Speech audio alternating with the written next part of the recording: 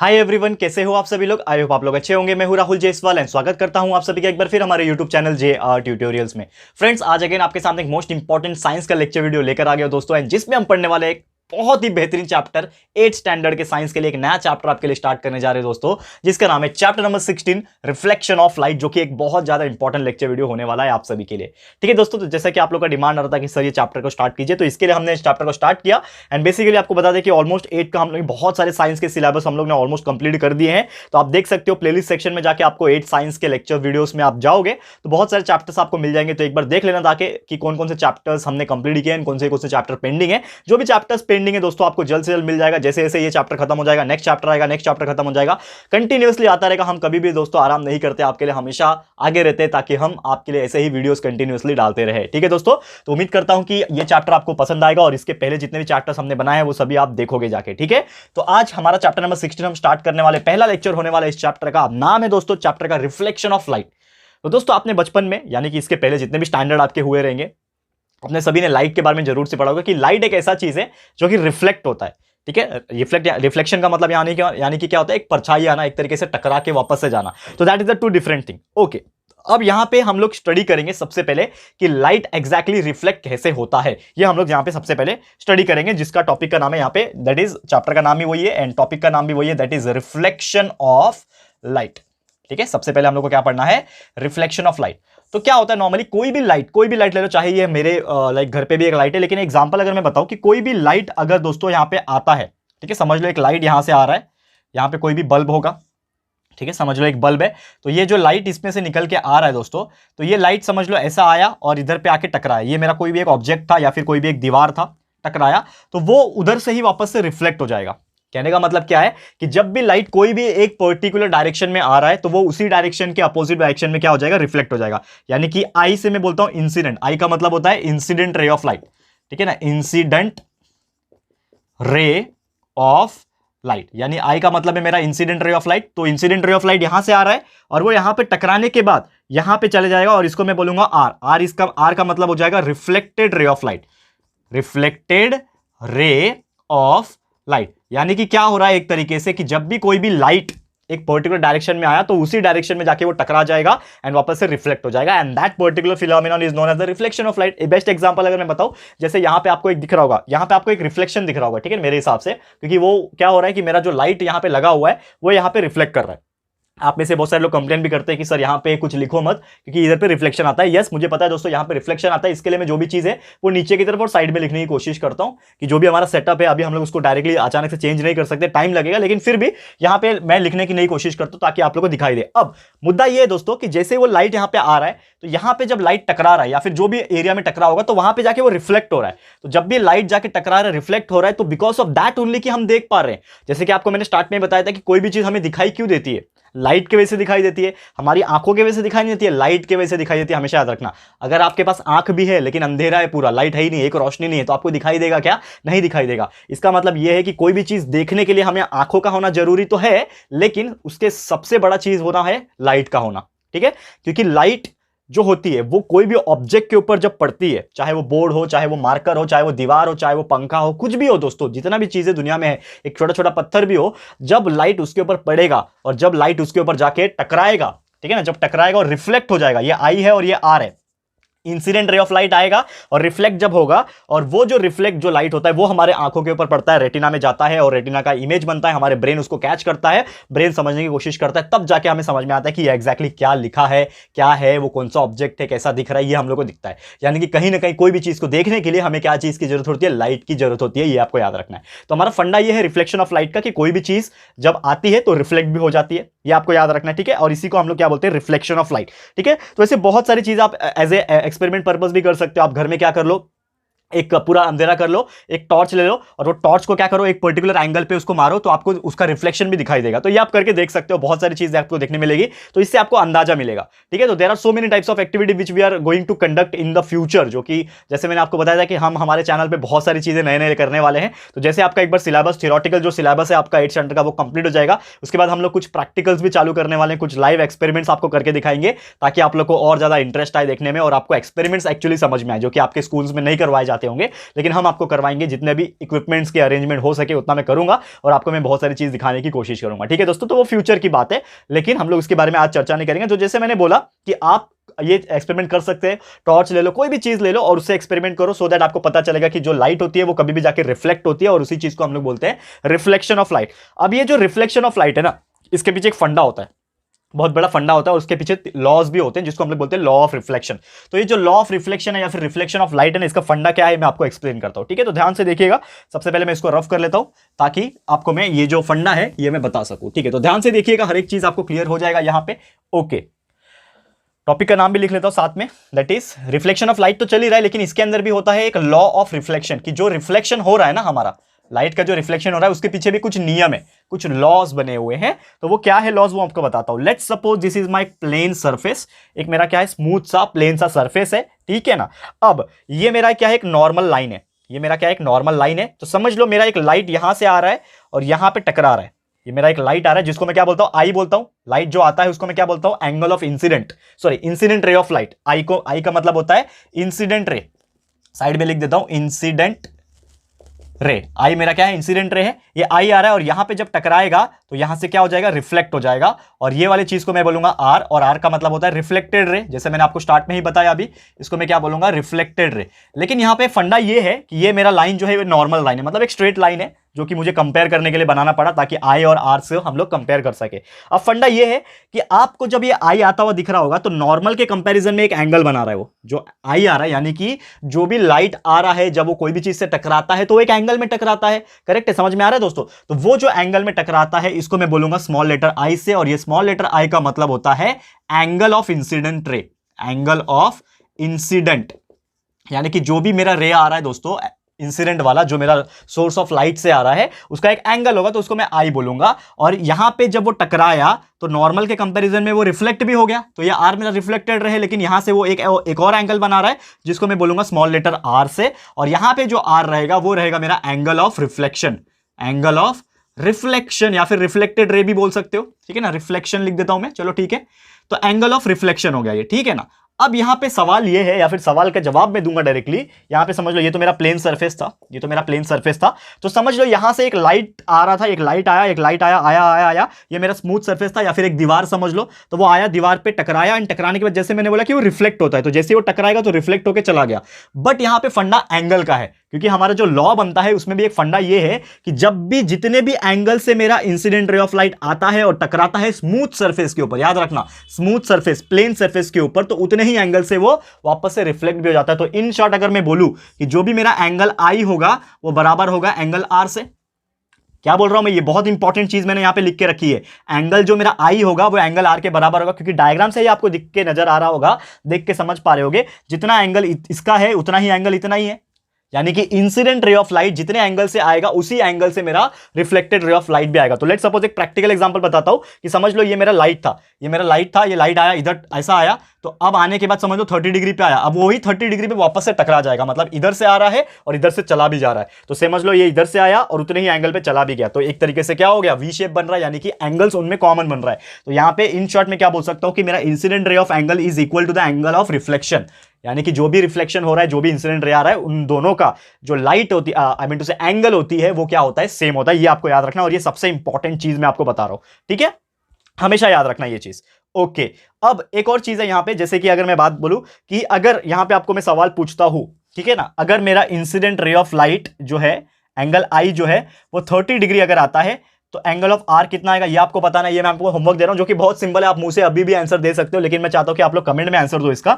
Angle आई समझ लो 30 है, तो आर कितना होगा बताना है आप लोग को। फिर एंगल ऑफ आर अगर 45 दिया हुआ है तो एंगल आई कितना होगा वो आपको बताना है, क्वेश्चन मार्क। एंड एक और मैं देता हूं आपको, एक और है, एंगल आई अगर 60 डिग्री दिया हुआ है, ठीक है ना, तो आपको बताना है कि एंगल आर कितना होगा। ये इतने चीज का आपको होमवर्क में दे रहा हूं दोस्तों, ठीक है ना। ये होमवर्क में जरूर से आप लोग मुझे मतलब कमेंट सेक्शन में कमेंट करके बताइएगा कि अगर एंगल ऑफ इंसिडेंट 30 डिग्री है तो रिफ्लेक्शन रे कितना आएगा, रिफ्लेक्शन एंगल कितना आएगा, रिफ्लेक्शन एंगल 45 दिया है तो एंगल ऑफ इंसिडेंट कितना आएगा, और एंगल ऑफ इंसिडेंट 60 दिया है तो रिफ्लेक्शन एंगल कितना आएगा, जो कि बहुत सिंपल है। अभी अभी आप आंसर दे सकते हो तुरंत देखने के साथ भी। तो जरूर से मैं देखना चाहूंगा कि कितने लोग आंसर इसका कर पाते हैं, जो कि बहुत ज्यादा सिंपल है। अब यहां पे मैं बात करूंगा, ये तो समझ लिया हम लोग ने, ये समझ लिया, लेकिन अब मैं बात करूंगा कि ये लॉ ऑफ रिफ्लेक्शन के कितने लॉज होते हैं। तो बेसिकली इसके 3 लॉ होते हैं। ये 3 लॉ क्या होते हैं, यहां पे मैं साइड में लिखाने की कोशिश करता हूं।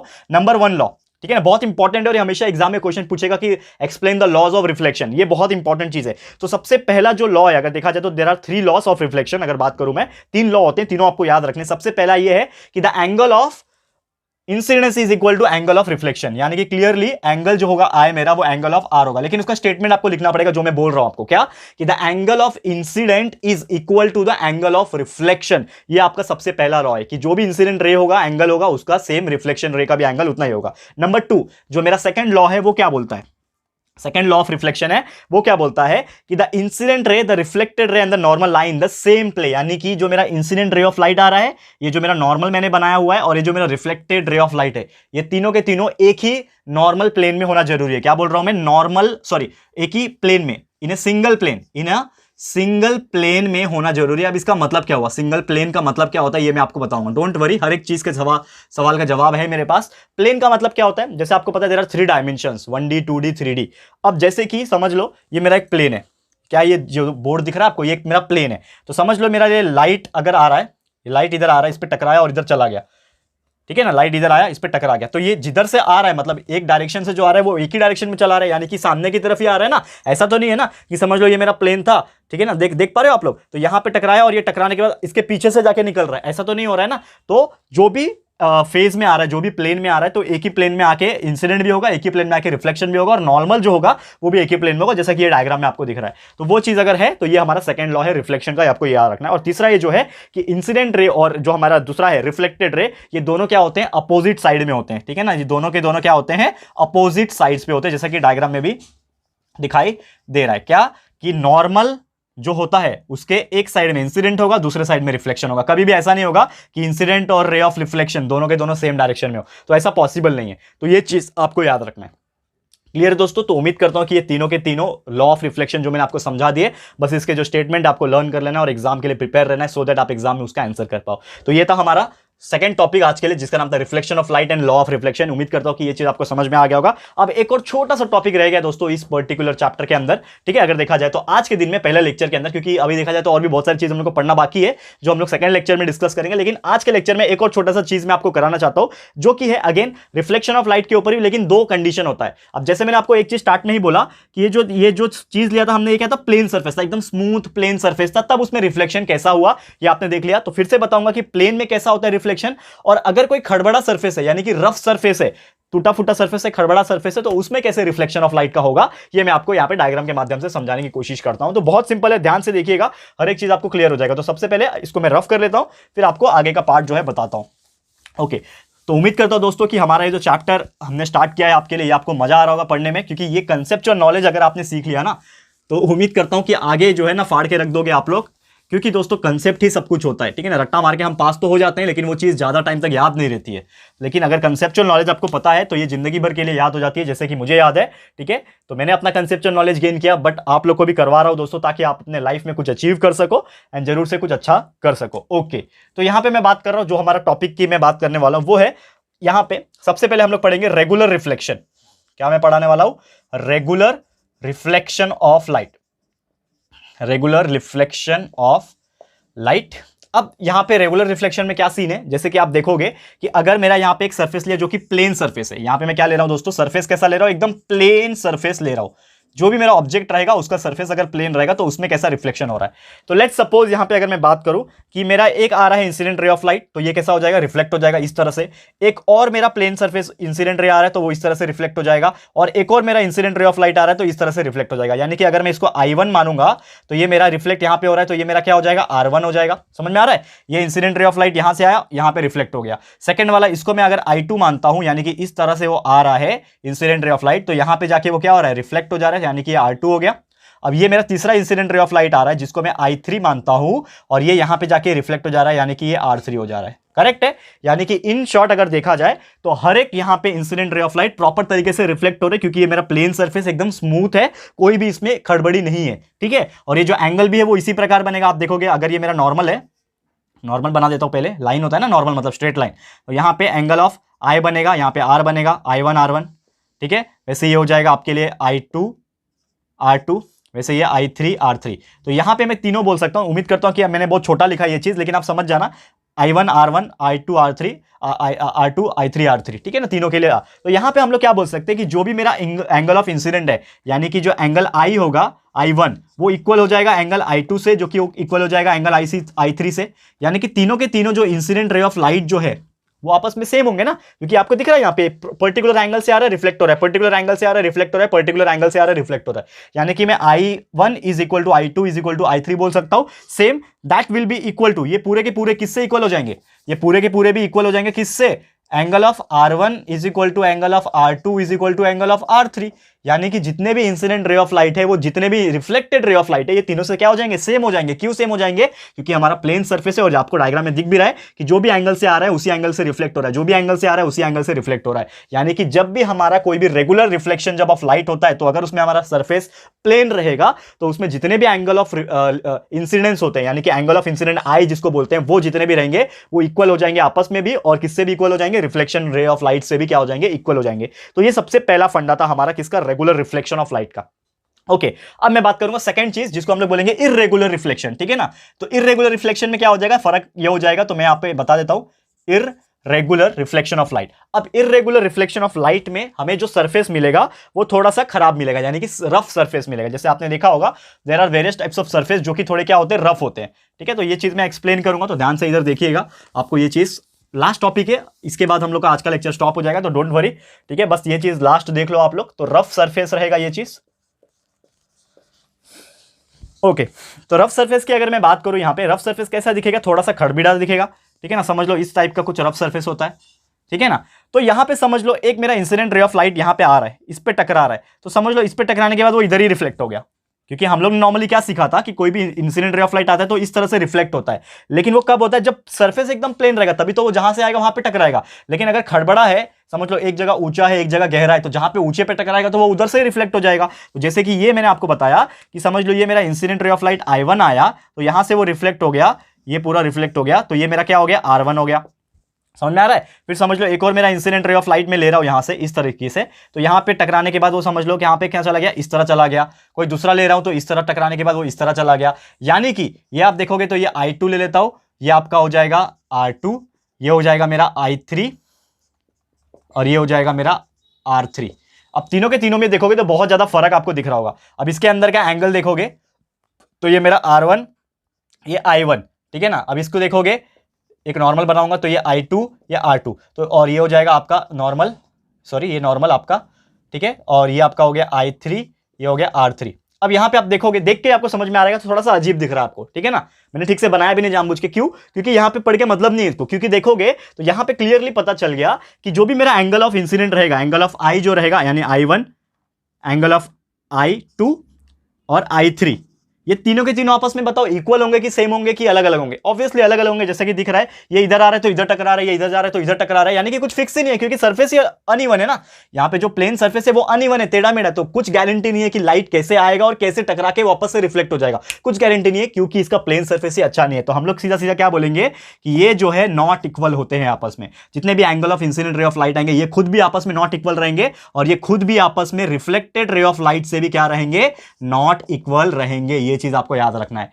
तो वो किसके वजह से हुआ, बिकॉज ऑफ रफ सरफेस के वजह से हुआ। तो रफ सरफेस अगर होता है तो ये आपस में सेम नहीं होते, लेकिन प्लेन सरफेस होता और रेगुलर रिफ्लेक्शन होता तो इस प्रकार होता, ठीक है। इसीलिए इसको बोलते हैं हम लोग इररेगुलर रिफ्लेक्शन। इररेगुलर मतलब कोई चीज रेगुलर नहीं है, कैसे भी हो रही है, यहाँ पे फिक्स नहीं है, और आपस में ये लोग इक्वल भी नहीं है। That's why it is called as the irregular reflection. And उम्मीद करता हूं कि ये चीज आपको समझ में आ गया होगा। तो दोस्तों आज का लेक्चर फिर हम लोग यहीं पे स्टॉप करते हैं, जिसमें हम लोग ने बहुत सारी चीज देख लिया कि रिफ्लेक्शन ऑफ लाइट क्या होता है, रिफ्लेक्शन का मीनिंग क्या होता है, हर एक चीज बहुत ही ज्यादा डिटेल में हमने स्टडी कर लिया। तो आज का लेक्चर बस बस यहीं पे स्टॉप करूंगा। जल्द मिलेंगे हमारे अगले लेक्चर यानी कि लेक्चर नंबर 2 में, जिसमें और भी बचे हुए कुछ टॉपिक्स है जो कि बहुत ही बेहतरीन है, उसको भी खत्म करा देंगे। ये चैप्टर भी साथ ही में खत्म कर देंगे अगले लेक्चर में। ठीक है दोस्तों, तो आज के लिए इतना ही। ये वीडियो आपको कैसा लगा है दोस्तों, प्लीज हमें कमेंट करके बताइएगा, अपनी राय और सजेशन जरूर से दीजिएगा। और अगर आपको ये वीडियो पसंद आ रहा है, यूजफुल लग रहा है फ्रेंड्स, तो प्लीज वीडियो को लाइक कीजिएगा, शेयर कीजिएगा मैक्सिमम पीपल तक। बता दो चैप्टर नंबर 16 स्टार्ट कर दिया हमने, फटाफट से शेयर करो सबको। एंड अगर आपने अभी तक इस चैनल को सब्सक्राइब नहीं किया है तो फटाफट से हमारे इस चैनल को भी सब्सक्राइब कर देना, साथ में बेल आइकन को प्रेस कर देना, ताकि जब भी हम लोग वीडियो लेकर आएंगे आप लोग को नोटिफिकेशन मिलती रहेगी। ठीक है फ्रेंड्स, तो मिलते हैं हमारे अगले वीडियो में। ये वीडियो देखने के लिए thank you and good bye.